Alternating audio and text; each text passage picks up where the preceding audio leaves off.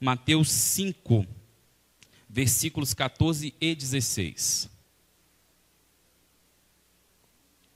Mateus 5, 14 a 16.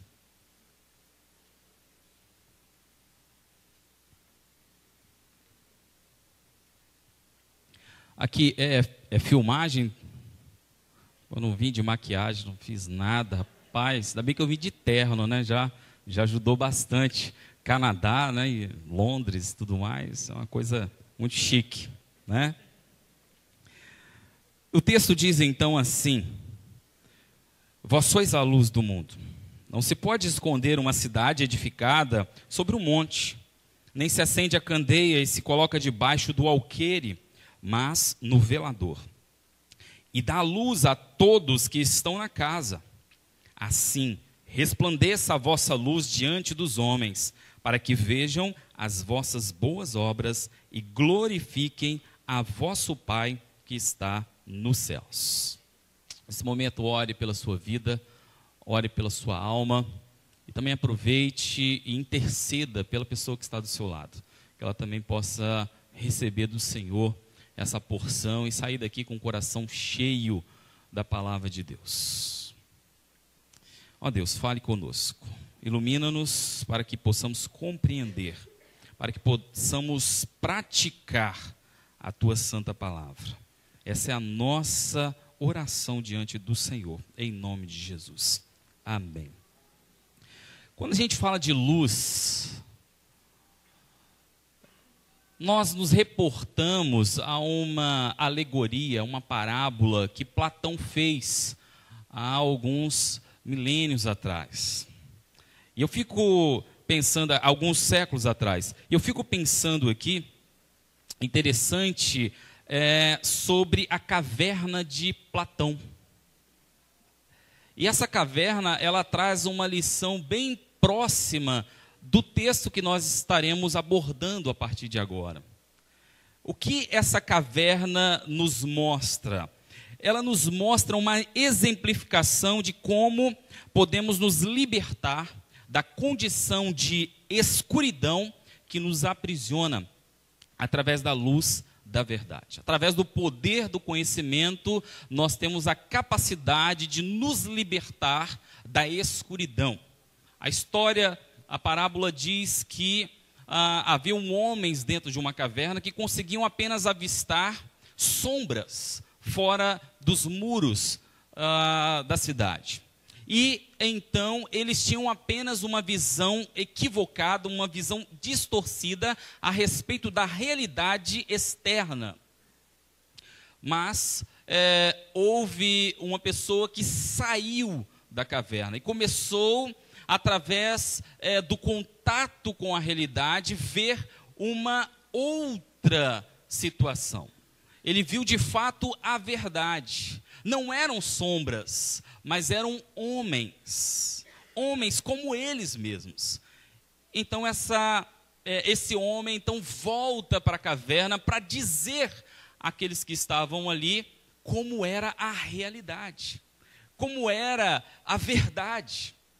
Mas infelizmente aqueles que estavam na caverna não acreditaram. E o texto então mostra muito semelhantemente essa exemplificação de Platão. E então nós vamos caminhar mostrando alguns princípios revelados a partir do Sermão do Monte, da forma que o cristão, da forma daqueles que adentram ao reino de Deus, eles devem se comportar. É bem importante saber que o livro de Mateus, ele mostra a mensagem do rei e o seu reino. Nos primeiros capítulos, do capítulo 1 ao capítulo 10, nós vamos ver a revelação deste rei. E especificamente no capítulo 5 ao capítulo 7, nós vamos perceber os princípios do comportamento que deve ser praticado no reino de Jesus, no reino de Deus. E é aí que nós vamos trabalhar agora, mostrando alguns princípios. É claro que de Mateus 5 a 7, nós temos uma complexidade de informações, uma complexidade de princípios. Mas nós vamos nos ater aos primeiros princípios que Jesus então demonstra aos seus discípulos e à multidão. Nós vamos perceber então que esses princípios são oportunos, ainda bastante relevantes para a nossa vida hoje. Então vamos caminhar nessa direção, vendo estes princípios. É bem importante notar que a chave do capítulo 5 está no versículo 20. E o que diz o versículo 20? Porque vos digo que se a vossa justiça não exceder a dos escribas e fariseus, de modo nenhum entrareis no reino dos céus. Aqui há uma situação delicada. Aqui nós vamos perceber uma certa apreensão dos discípulos e da multidão.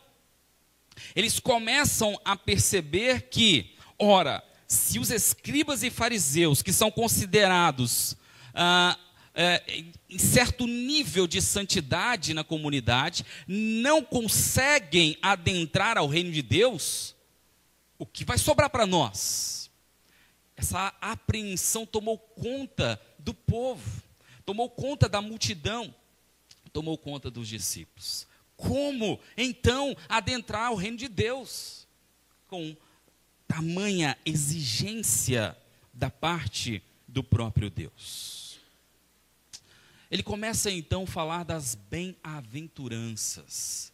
Ele fala da felicidade daqueles que entendem, daqueles que se subordinam, daqueles que investem, daqueles que acreditam no reino de Deus. Ele usa um termo técnico, uma expressão muito utilizada no Velho Testamento, bem-aventurado. E certamente aquele povo, quando escutou essa expressão, pararam para prestar atenção naquilo que Jesus estava falando.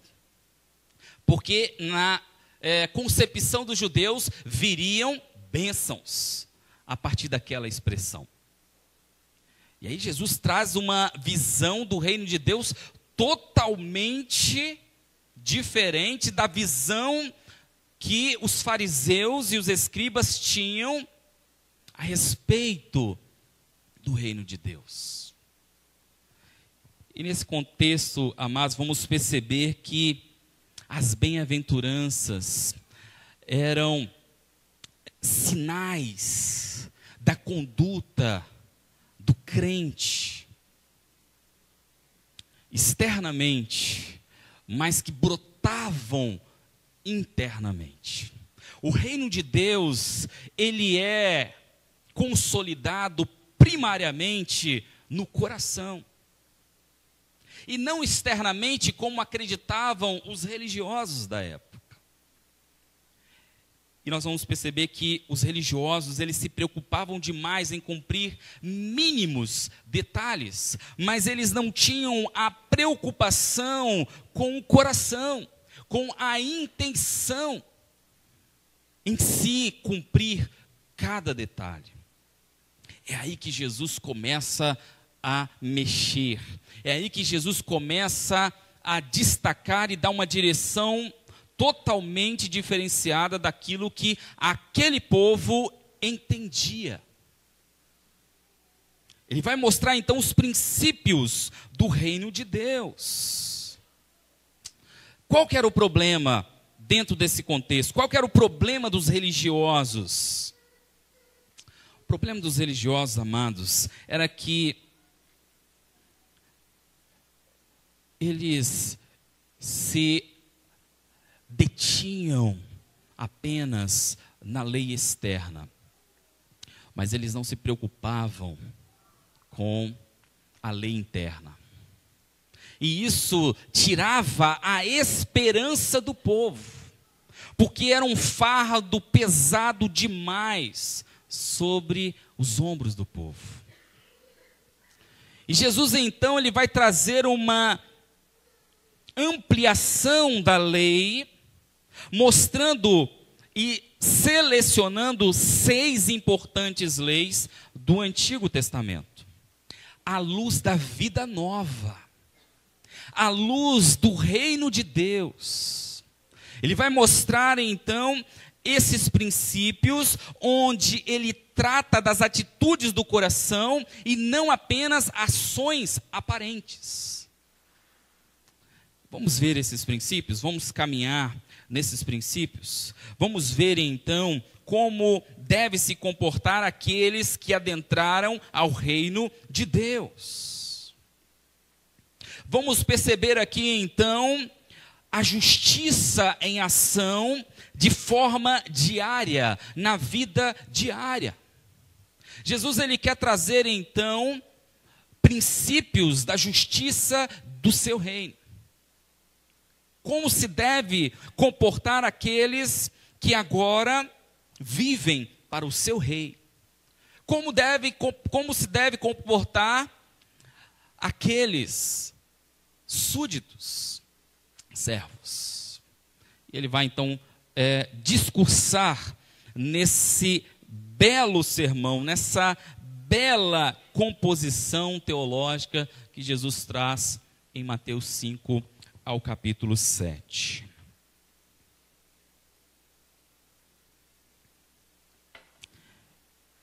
E Jesus vai mostrar então para aquele povo e mostra para nós que os princípios que ele irá começar a expor são mais complexos do que os 10 mandamentos.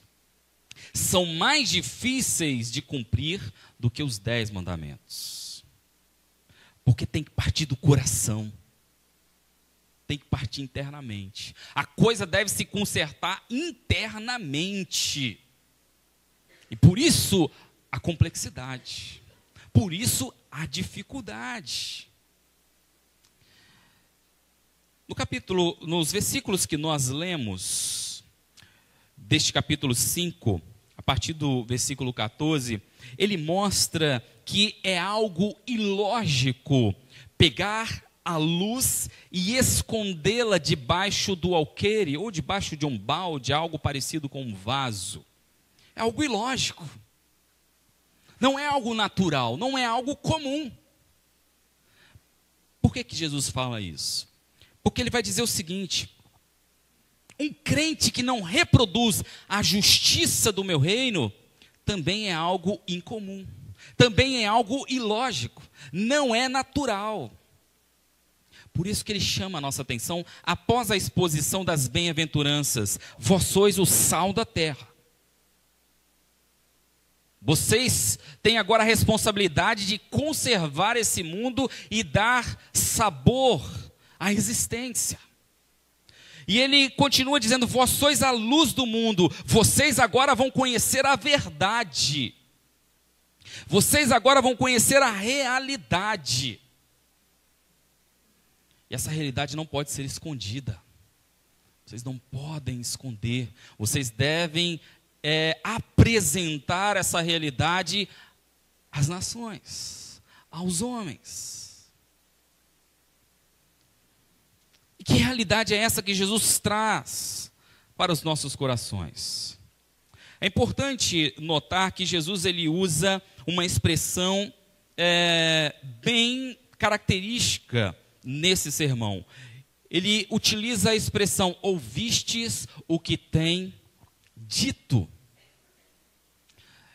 E aí ele traz uma contraposição: eu, porém, vos digo. Aí que está o segredo. Ouvistes a interpretação dos religiosos, que traziam apenas uma preocupação externa, mas eu, porém, vos digo. Eu, porém, trago algo muito mais além daquilo que os fariseus e os escribas podem lhes dar. E ele começa então a discursar aqui 6 situações do Velho Testamento e reformula a interpretação dos fariseus. Jesus, ele não modifica essas leis. Jesus, ele não altera essas leis. Ele simplesmente traz a verdade. Ele traz a interpretação correta da lei de Deus. E vamos caminhar então vendo esses princípios. Dos versículos 21 a 26, nós vamos discorrer a respeito do homicídio. Nós vamos discorrer aqui sobre o mandamento não matarás. É bem interessante porque os fariseus, eles acreditavam que não podiam matar, mas podiam odiar. Não podiam matar, mas podiam irar. E Jesus vai dizer o seguinte: olha, matar e irar, matar e odiar, para mim é a mesma coisa. É homicídio. É interessante que Jesus, ele não diz odiar gera homicídio. Ele diz odiar é homicídio. É claro que um está no mundo das ideias. É claro que um está no coração. O assassinato seria a prática do que estaria no coração. E Jesus diz: não adianta deixar de matar, mas se o seu coração é odioso para com o teu próximo, você já o matou.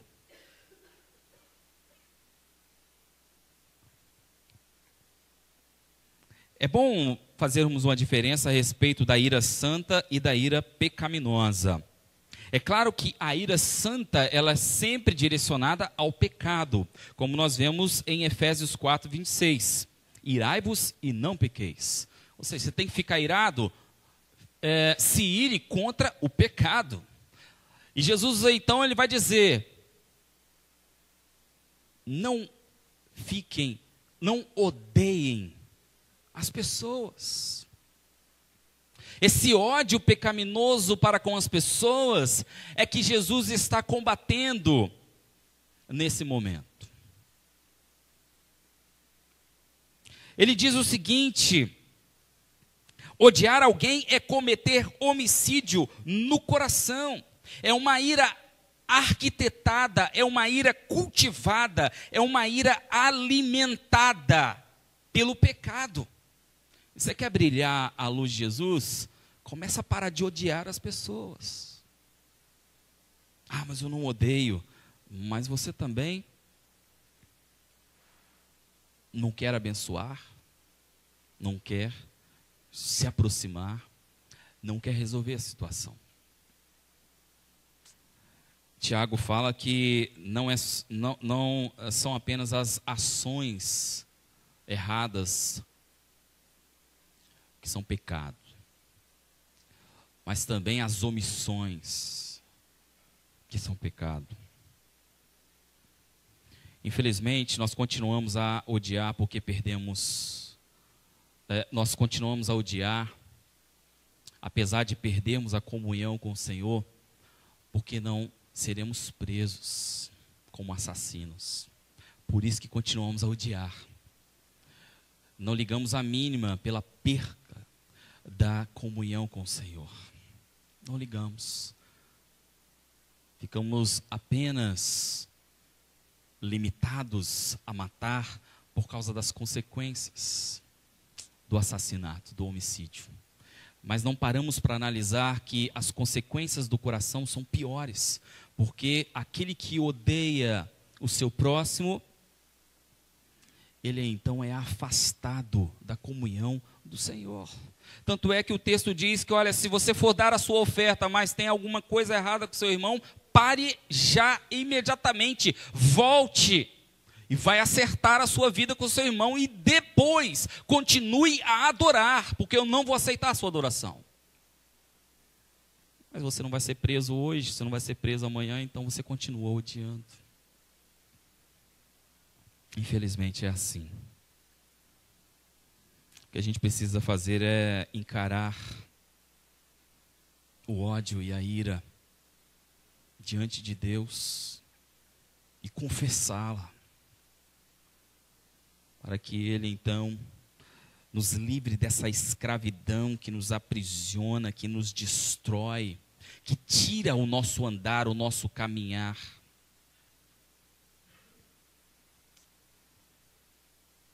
É como destruir a própria ponte na qual você precisa andar. É como destruir o próprio caminho. É eu me agarrar na garganta do ofensor e acorrentar a minha alma. Os prejuízos do ódio são inimagináveis. Mas Jesus continua a discursar sobre os princípios que devem ser desenvolvidos no seu reino. Ele vai falar agora do adultério. Versículos 27 a 30. Essa lei, ela revela principalmente a santidade da sexualidade e a pecaminosidade do coração. Jesus, ele quer aqui destacar a santidade de sua sexualidade e a pecaminosidade do seu coração. É importante que se diga que Deus criou a sexualidade. E o próprio Deus a protege. É importante que se diga que Ele tem autoridade em dizer como deve ser feito e punir aqueles que se rebelam. Tem uma conversa fiada que passa nas igrejas dizendo, olha, no meio das quatro paredes vale tudo. É bom você rever esses conceitos. Quem tem autoridade para dizer como que deve ser a sua sexualidade é Deus, porque foi Ele que criou. E Ele tem um interesse enorme em protegê-la, para que as famílias sejam abençoadas. Mas talvez você pense assim, mas eu já pequei no meu coração, então eu posso consumar o ato? Claro que não. O desejo e a prática não são iguais. Apenas espiritualmente são equivalentes. Não é porque você já tropeçou no coração que você deve escorregar na prática. É preciso ter uma visão equilibrada a esse respeito. E dentro desse contexto nós vamos perceber que o olhar que muitos têm não é casual, mas ele é proposital, com pensamentos lascivos e imorais. Jesus, ele combate esse tipo de adultério que começa no coração e que desencadeia no ato. Pensamentos lascivos, imorais. A pornografia está aberta, escancarada a todos que quiserem desfrutar. Jesus vai bater de frente contra essa questão. Quantos casais precisam se estimular com pornografia? Casais casados, matrimônio legítimo, e precisam se utilizar desses subterfúgios para poder adquirir prazer. Ao invés de alicerçar o seu prazer no amor, no cuidado ao seu cônjuge, utiliza-se de práticas lascivas e imorais. Jesus vai combater isso severamente.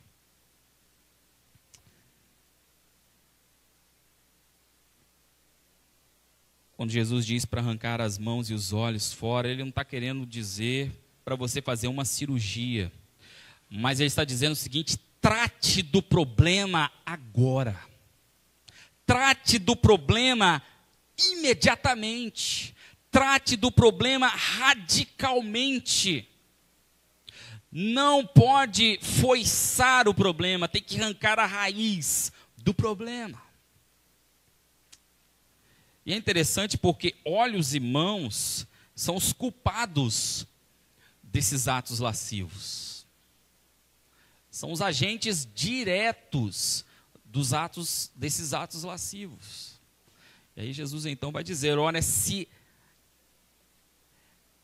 estes membros, esses órgãos, estão te atrapalhando, reveja a sua vida imediatamente. Mas Jesus continua dizendo o seguinte: é importante que se diga que ele está fazendo aqui uma exposição gradual, progressiva, e ele vai se aprofundando a respeito desse assunto. Ele começa no homicídio, ódio às pessoas, e termina amor aos inimigos. Então há uma gradatividade entre os princípios que Jesus está trabalhando no nosso coração. E ele fala então de divórcio, nos versículos 31 a 32. E ele vai dizer o seguinte: que o grande problema a respeito deste assunto e de vários outros assuntos é que as pessoas não estão interessadas na verdade, mas elas estão interessadas em apenas defender a si mesmas com suas convicções. E elas então precisam ansiosamente achar bases, achar defesa, argumentos para continuar as suas práticas. Era essa a intenção dos fariseus e dos escribas. Eles não queriam saber a verdade de Jesus. Eles queriam embasamentos para continuarem as suas práticas malignas, as suas práticas pecaminosas. E é interessante ver esse contexto em que Jesus expõe que ele está se reportando a Deuteronômio 24:14, onde Moisés, ele permite a carta de divórcio àqueles que entendiam que suas mulheres tiveram atitudes indecorosas, atitudes inconvenientes, relações sexuais ilícitas. E aí ele então permite a carta de divórcio. E Jesus sabiamente, ele demonstra que Moisés não ordena o divórcio. Ele simplesmente permite essa prática por causa da dureza do coração do povo. E é bem interessante, olhando o contexto dessa lei, nós vamos perceber, ele não poderia reaver a esposa, ele não poderia tê-la de volta, não podia, era abominação ao Senhor retornar com o antigo casamento. Então, o homem pensaria duas vezes em se separar, porque talvez ele não teria oportunidade de reavê-la. E outra situação também é porque levava tempo para conseguir um escriba para elaborar os documentos. Assim, hoje é muito fácil, mas naquela época era dificílimo. Então, durante o período da espera do documento, ou da espera da solicitação, quem sabe aquele casal poderia, então, se reatarem, se reconciliarem. É interessante essa lei, ela mostra uma situação em que há uma abertura, há uma oportunidade para a reconciliação. Mas os fariseus, eles interpretavam apenas como um mandamento e se utilizavam desse mandamento para usufruir dos seus atos pecaminosos, da dureza do seu coração. Infelizmente. O que a gente precisa entender aqui, amados, é que a questão de divórcio que Jesus trata era uma concessão da parte de Deus. Era uma permissão da parte de Deus e não um mandamento. Deus não tinha interesse nenhum na separação de ninguém. O grande problema era a dureza do coração. E Jesus, ele vai tratar de forma muito severa a esse respeito. Ele vai mostrar que apenas as relações sexuais ilícitas eram, então, motivo legal para a separação.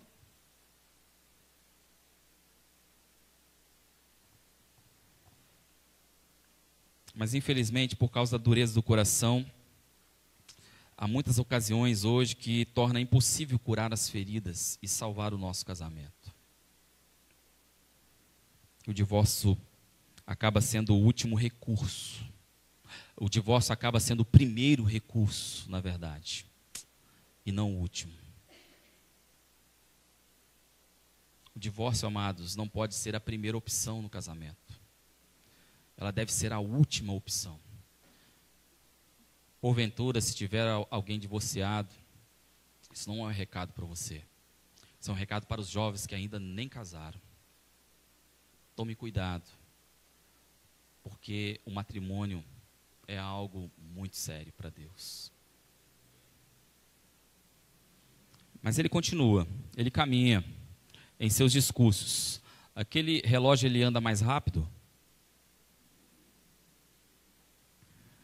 33, 37 nos fala dos juramentos. E o que Jesus trata dentro desse princípio? Os fariseus, os escribas, eles se utilizavam dos juramentos para trazer veracidade às suas declarações. Aquilo que era questionável, aquilo que era duvidoso, eles então incrementavam com juramentos aos céus, a Jerusalém, a Sião, a Deus, para poder trazer base às suas mentiras. E por isso que Jesus então vai dizer, olha, a sua palavra tem que ser sim. Sim e não, não. Ele está querendo dizer o seguinte, vocês não precisam, os moradores do meu reino não precisam de recursos adicionais para se relacionarem entre si. Simplesmente devem declarar a verdade. Não precisam de recursos para impressionar, seduzir as pessoas. Jesus, ele então vai dizer que as palavras devem depender do caráter do cristão e não de juramentos. E não de recursos paralelos. Ele vai dizer que o que é mais importante é as palavras. São as palavras. O mais importante não é convencer através de juramentos, mas através do caráter, através das ações. Essa era a proposta de Jesus para os nossos corações. E certamente, meus amados, quanto mais palavras, argumentos, desculpas, justificativas que as pessoas fazem, é preciso cuidado dobrado para com essas pessoas. Cuidado dobrado com elas. O crente tem que ter uma palavra positiva, sincera, transparente, verdadeira. Mas Jesus continua, e ele caminha, dizendo nos versículos 38 a 42, sobre a vingança. É importante notar que o ódio, ele está ainda num ambiente passivo. Mas agora Jesus ele vai avançando nos princípios. E aqui ele mostra que o ódio já se transforma numa ação retaliativa. Ele aqui vai mostrar que o ódio é consumado. E ele vai mostrar um princípio diferente para aqueles que estão no seu reino. É interessante que os fariseus eles entendiam que a lei não permitia que o culpado pagasse um preço maior do que a falta. E também não poderia haver retaliação. Eles entendiam isso. Mas aqui Jesus ele nos exorta a sofrer a perda, em vez de causar sofrimentos a outros. Ele nos incentiva nas relações pessoais a assumir os prejuízos, ao invés de buscar uma vingança.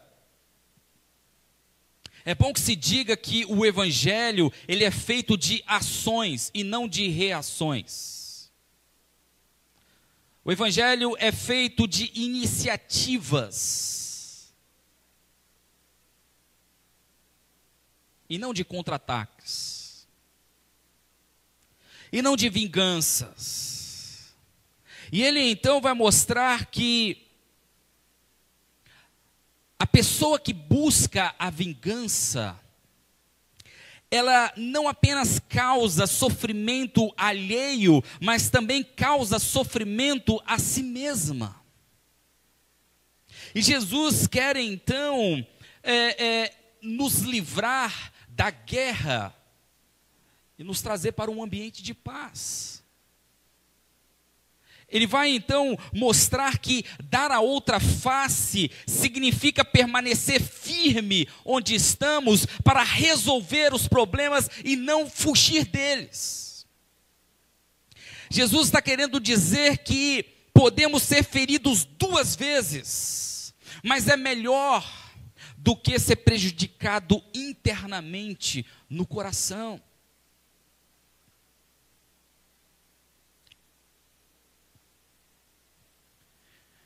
Jesus está querendo dizer que dar a outra face é se preocupar em ajudar o ofensor. Jesus está mostrando que aquele que se coloca nessa posição, de fato e de verdade, é uma pessoa de força. É uma pessoa de firmeza e uma pessoa de coragem. Segundo os psicólogos, a violência nasce da fraqueza. O homem forte, ele é capaz de suportar os prejuízos. O homem forte é capaz de amar e sofrer por esse amor. Mas o fraco não é assim. Ele só pensa em si mesmo e fere os outros para se defender. E foge para se proteger. Jesus fala, houve um problema, houve um conflito, mantenha-se firme. Com coragem, resolva o problema. Agora o negócio da terceirização atrapalha a gente demais, né? Os irmãos entram em conflito, o pastor que tem que resolver na hora. Mateus 18 vai embora. Você chamar o seu irmão para resolver, depois você chama mais uma testemunha, né? 2 testemunhas, e depois vai a liderança da igreja. Não, agora, entramos numa contenda e pastor, resolve esse problema aí. Eu tive uma situação dessa. Conflito entre irmãos, vamos lá, sentei com uma, com a outra, depois sentamos juntos, expomos os problemas, oramos e indaguei. Resolvido? Resolvido. Uma saiu para um lado, a outra saiu para o outro. saíram da igreja. Resolveram nada. Não tiveram coragem, não deram outra face. Fugiram. Quanto mais você vai fugir? Vai para a igreja A, B, C, D. E quando você chegar no céu e tiver essa pessoa lá, como é que vai ficar? É melhor você resolver agora, enquanto Deus te obrigue a fazer isso. Pense bem nessa situação. E é importante que se diga que, em momento algum, a lei ensina a odiar os inimigos, mas ao contrário, a amar os inimigos. É importante que se diga que os inimigos para Jesus são aqueles que nos amaldiçoam, nos odeiam e nos exploram, mas o amor é uma escolha e não uma emoção. O amor escolhe abençoar. O amor escolhe fazer o bem. Afinal, ele nos amou enquanto nós éramos seus inimigos. Vocês sabem bem disso. Quando nós éramos afastados, distantes de Deus, ele nos amou primeiro. E ele não te amou no seu melhor. Ele não te amou no seu melhor dia. Jesus, ele não te amou porque você tem boas ações. Não, ele te amou no seu pior. Lá na cruz foi o exemplo claro de que Jesus nos amou no que nós tínhamos de pior. Ali foi deflagrado toda a ira humana sobre o Filho de Deus. Ali foram usadas as formas mais malignas de tortura. Jesus dizia: Pai, perdoa-lhes. Um cuspia, ele dizia: Pai, perdoa-lhe. O outro batia, ele dizia: Pai, perdoa-lhe. O outro zombava, ele dizia: Pai, perdoa-lhe. Quem somos nós?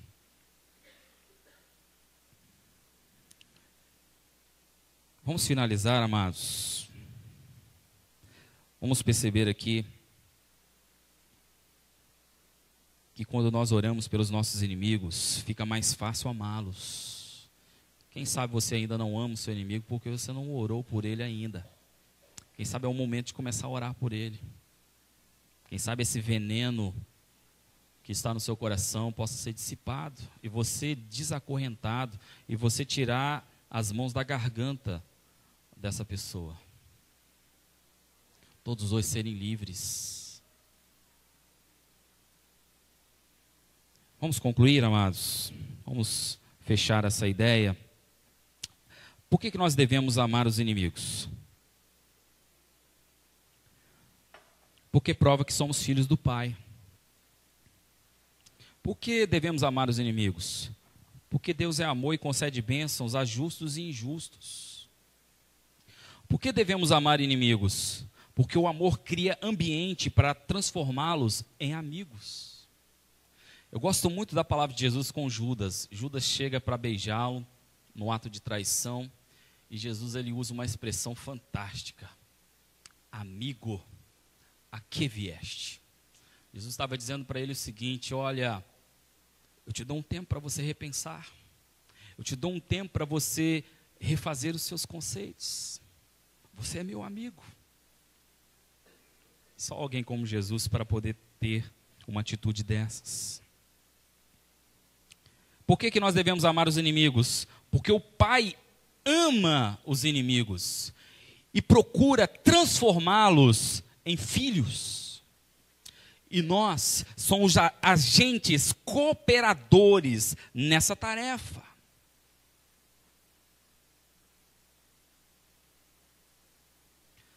Pastor, que palavra pesada, essa não é minha palavra, essa palavra foi Jesus que falou, foi o sermão dele, eu estou falando, eu estou replicando, eu estou plagiando o sermão de Jesus. Estou falando nada diferente do que ele falou aqui. Se essa palavra é dura, severa, radical, é dele essa palavra, não é minha. E vocês pediram o tema, jovens brilhando à luz de Jesus. Jesus falou, olha, a minha luz é desse jeito.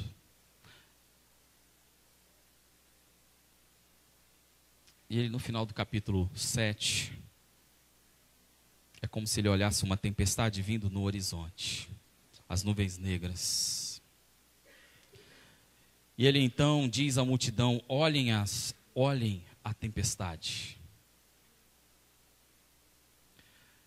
A tempestade virá para todos, justos e injustos. Aqueles que ouvirem essas palavras que eu acabei de lhes dizer, será como um construtor que constrói a sua casa em cima de uma rocha. Vindo a tempestade, não a abalará. Ele vai dizer: aqueles que não ouvirem as minhas palavras, serão como aquele construtor que construiu a sua casa sobre areia, e vindo a tempestade, a derrubou. É a mesma palavra para o seu coração hoje. Talvez você torceu o nariz, talvez você ficou incomodado, porque o pecado incomoda a gente mesmo. Mas eu prefiro que você saia daqui me odiando, do que você sair daqui perdido. Que você tenha essa palavra para o seu coração, para ser trabalhada e aplicada na sua vida.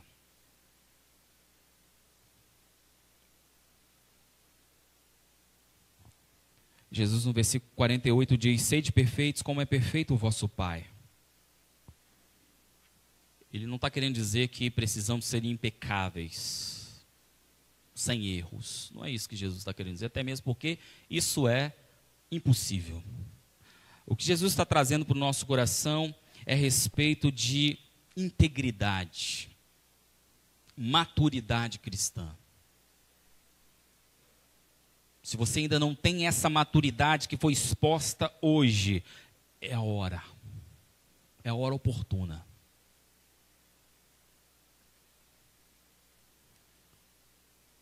Paulo vai dizer em Filipenses 2,15: a fim de serdes irrepreensíveis e inocentes, filhos de Deus íntegros, no meio de uma sociedade depravada e perversa, onde brilhais como luzeiros no mundo, como estrelas no mundo. Você é essa estrela que deve brilhar a luz de Jesus nesse mundo em trevas. É preciso que você saia a partir dessa palavra e retorne para a caverna e conte aos outros a verdade. Aqueles que estão em trevas, que precisam, que necessitam de ouvir essa palavra. Jovens, eu vos escrevi porque sois fortes.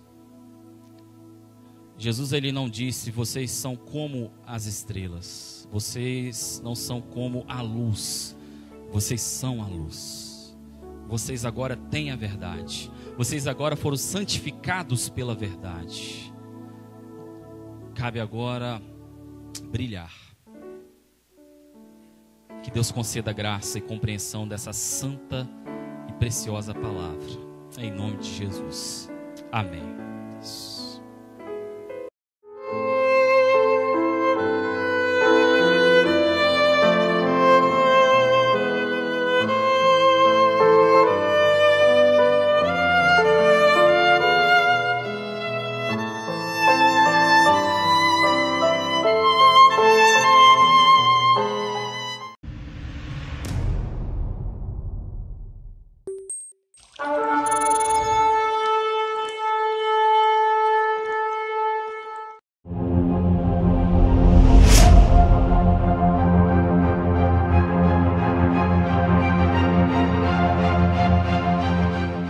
Mateus 5, versículos 14 e 16. Mateus 5, 14 a 16.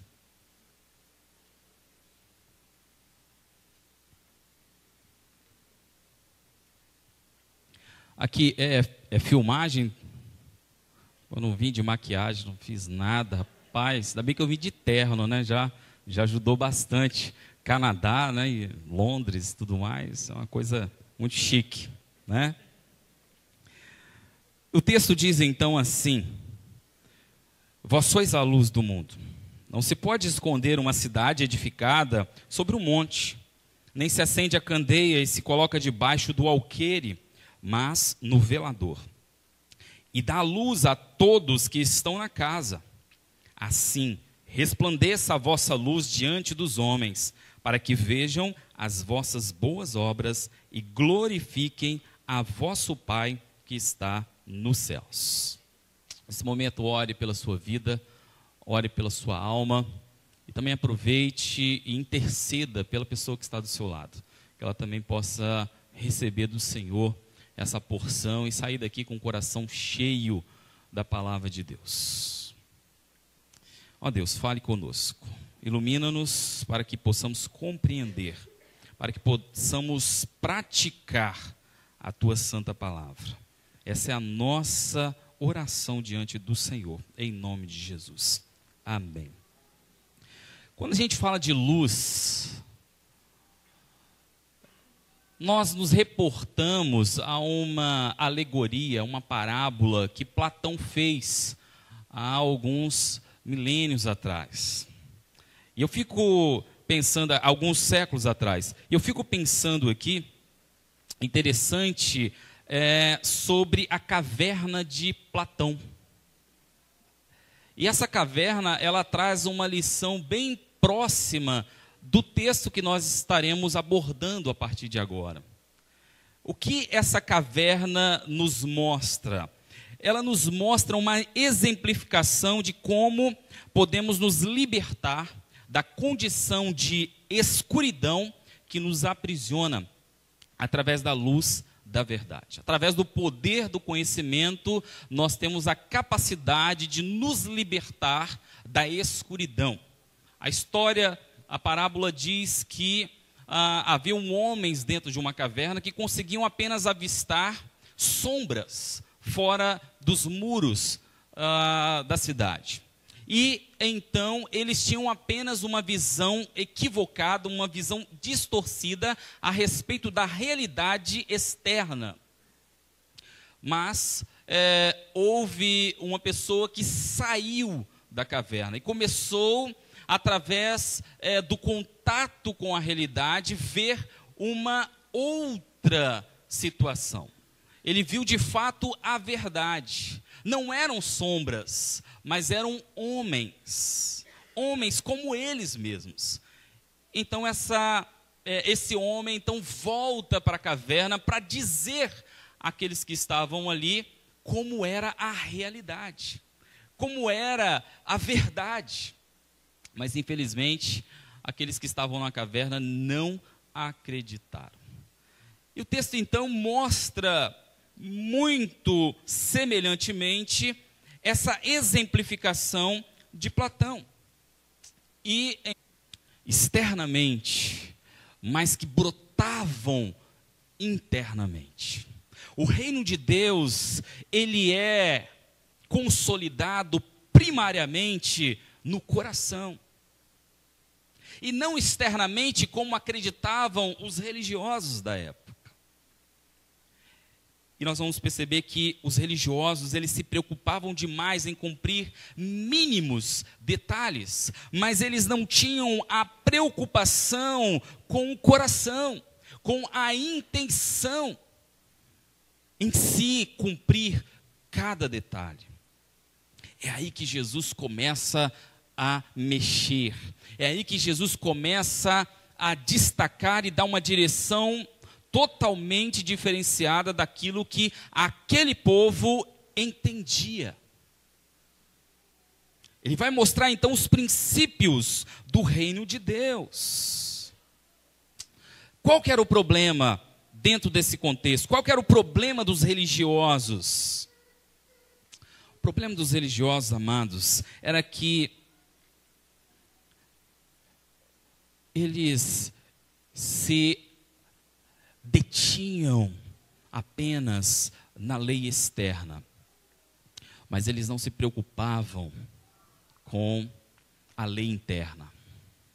E isso tirava a esperança do povo, porque era um fardo pesado demais sobre os ombros do povo.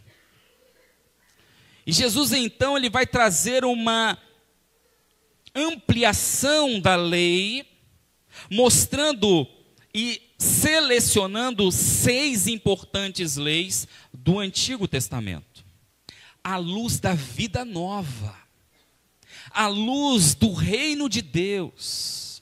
Ele vai mostrar então esses princípios, onde ele trata das atitudes do coração e não apenas ações aparentes. Vamos ver esses princípios, vamos caminhar nesses princípios. Vamos ver então como deve se comportar aqueles que adentraram ao reino de Deus. Vamos perceber aqui então a justiça em ação de forma diária, na vida diária. Jesus ele quer trazer então princípios da justiça do seu reino. Como se deve comportar aqueles que agora vivem para o seu rei? Como se deve comportar aqueles súditos, servos? Ele vai então discursar nesse belo sermão, nessa bela composição teológica que Jesus traz em Mateus 5 ao capítulo 7.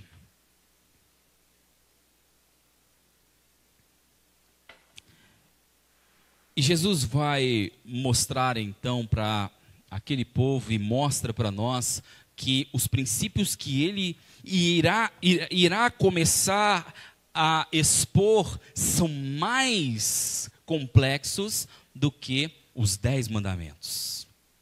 São mais difíceis de cumprir do que os 10 mandamentos.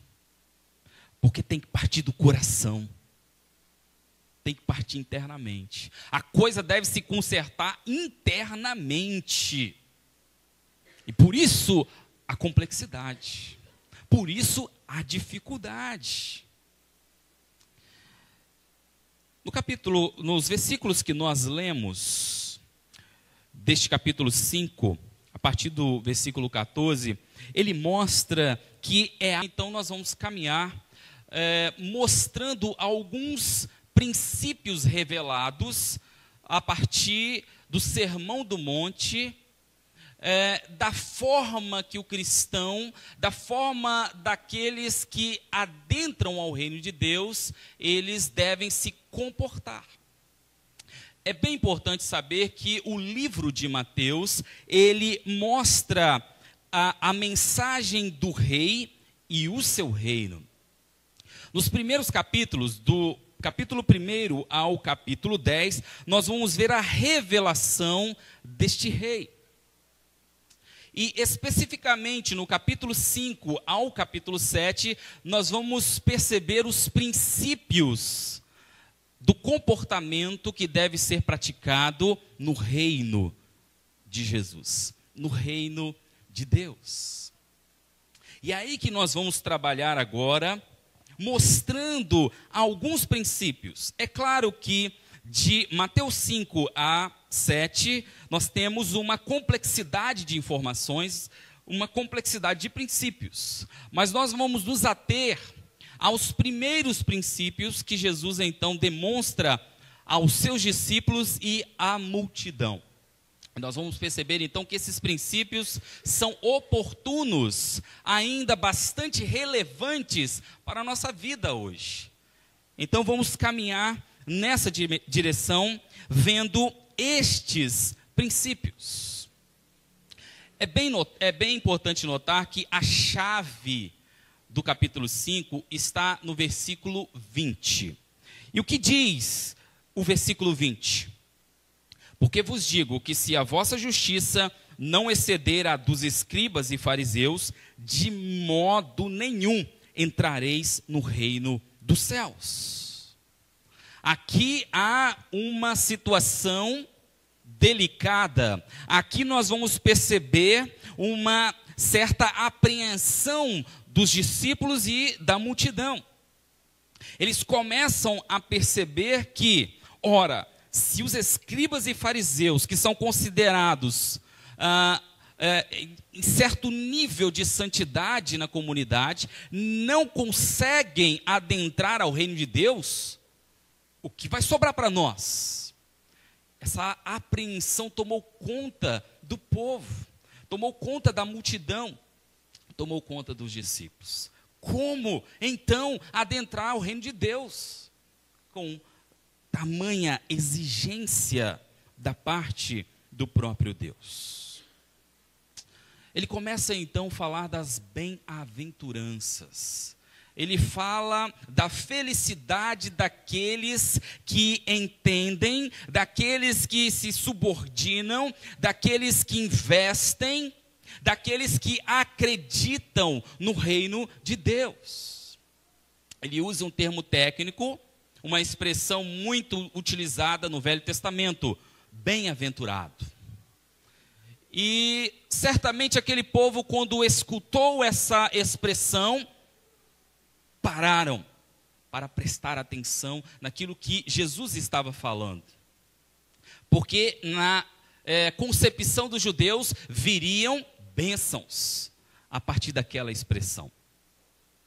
E aí Jesus traz uma visão do reino de Deus totalmente diferente da visão que os fariseus e os escribas tinham a respeito do reino de Deus. E nesse contexto, amados, vamos perceber que as bem-aventuranças eram sinais da conduta do crente.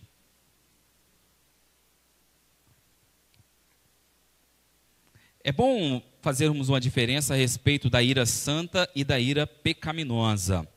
É claro que a ira santa, ela é sempre direcionada ao pecado, como nós vemos em Efésios 4, 26. Irai-vos e não pequeis. Ou seja, você tem que ficar irado, se ire contra o pecado.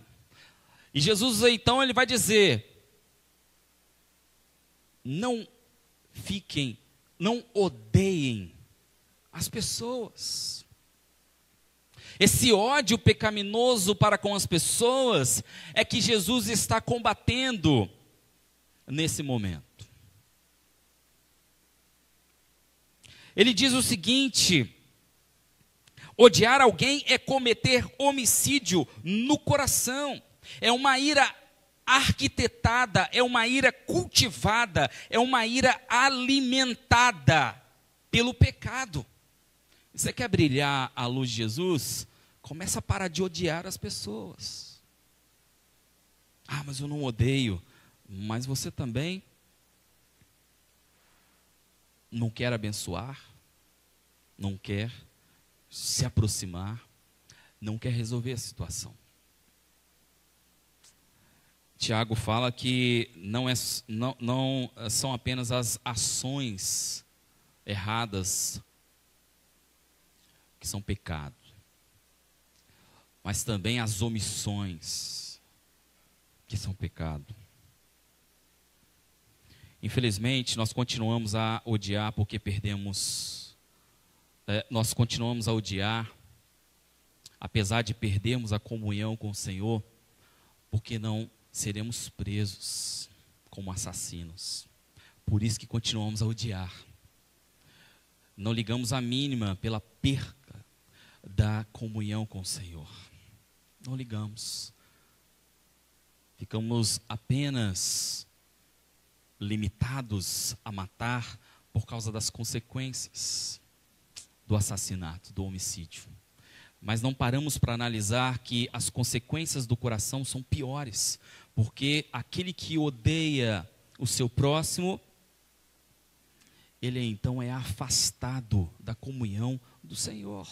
Tanto é que o texto diz que, olha, se você for dar a sua oferta, mas tem alguma coisa errada com seu irmão, pare já imediatamente, volte e vai acertar a sua vida com o seu irmão e depois continue a adorar, porque eu não vou aceitar a sua adoração. Mas você não vai ser preso hoje, você não vai ser preso amanhã, então você continua odiando. Infelizmente é assim. O que a gente precisa fazer é encarar o ódio e a ira diante de Deus e confessá-la, para que Ele então nos livre dessa escravidão que nos aprisiona, que nos destrói, que tira o nosso andar, o nosso caminhar.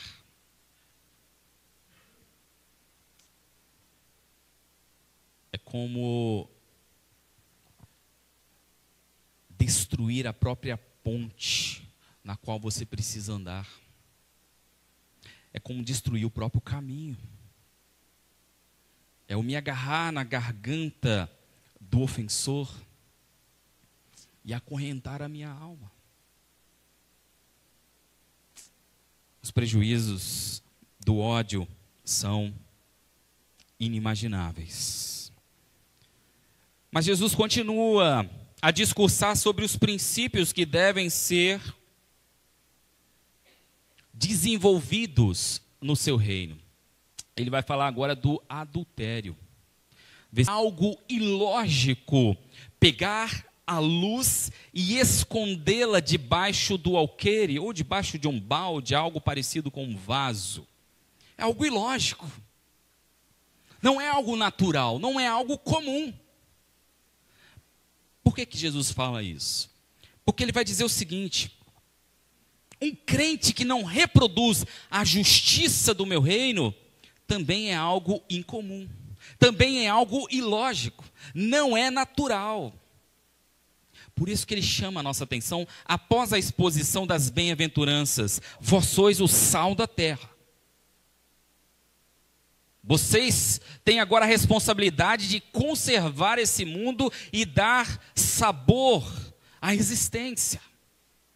E ele continua dizendo: vós sois a luz do mundo, vocês agora vão conhecer a verdade. Vocês agora vão conhecer a realidade. E essa realidade não pode ser escondida. Vocês não podem esconder. Vocês devem apresentar essa realidade às nações, aos homens. E que realidade é essa que Jesus traz para os nossos corações? É importante notar que Jesus ele usa uma expressão bem característica nesse sermão. Ele utiliza a expressão: ouvistes o que tem dito. E aí ele traz uma contraposição: eu, porém, vos digo. Aí que está o segredo. Ouvistes a interpretação dos religiosos, que traziam apenas uma preocupação externa, mas eu, porém, vos digo. Eu, porém, trago algo muito mais além daquilo que os fariseus e os escribas podem lhes dar. E ele começa então a discursar aqui 6 situações do Velho Testamento e reformula a interpretação dos fariseus. Jesus ele não modifica essas leis. Jesus ele não altera essas leis. Ele simplesmente traz a verdade. Ele traz a interpretação correta da lei de Deus. E vamos caminhar então vendo esses princípios.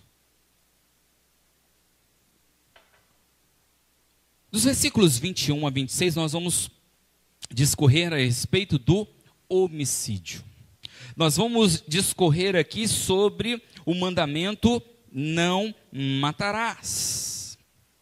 É bem interessante porque os fariseus, eles acreditavam que não podiam matar, mas podiam odiar.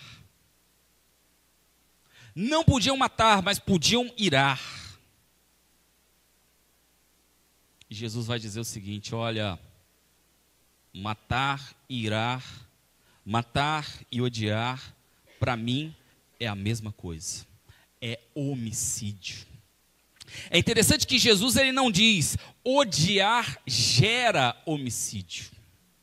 Ele diz odiar é homicídio.